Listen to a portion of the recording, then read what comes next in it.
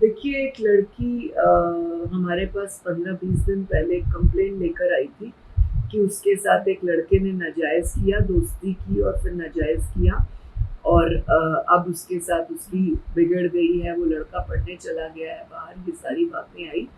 हमने लड़के वालों को अगले सप्ताह बुलाया और पूरी बात सुनी और कल की हमने 29 तारीख की उनको समन करके हियरिंग की डेट दी थी, दोनों पक्ष आए थे। जब हमने लड़के वालों के सबूत देखे तो उनमें कुछ और निकला और ये हम 15-20 दिन से इस तरह से ट्रैकिंग और ये सारी बातें देख रहे थे। फरीदाबाद की हमने पुलिस भी इन्वॉल्व की थी, गुरुग्राम की भी इन्वॉल्व की हुई थी।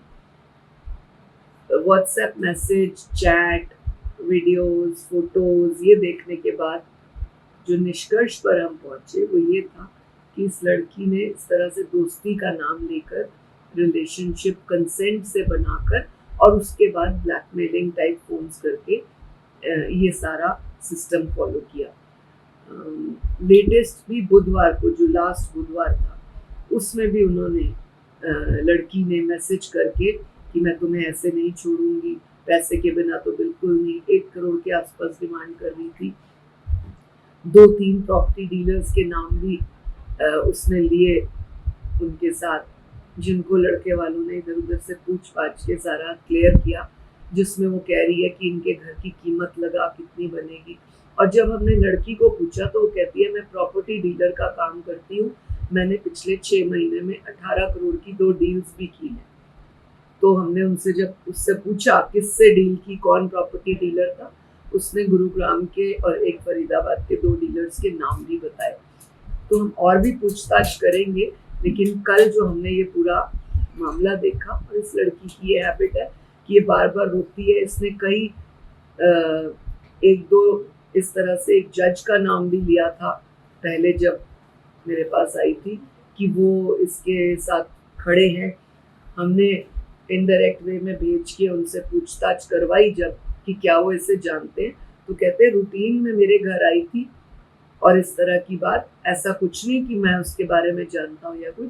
तो ये दूसरे को जज के साथ जाके उनके घर के बाहर फोटो खींचना, ये सारा करके, और इनको डरा रही थी बार बार कि मैं फलाने जज को जानती हूँ, देखना अब तुम्हारा क्या हश्र करूँगी, इस तरह की बातें करती थी।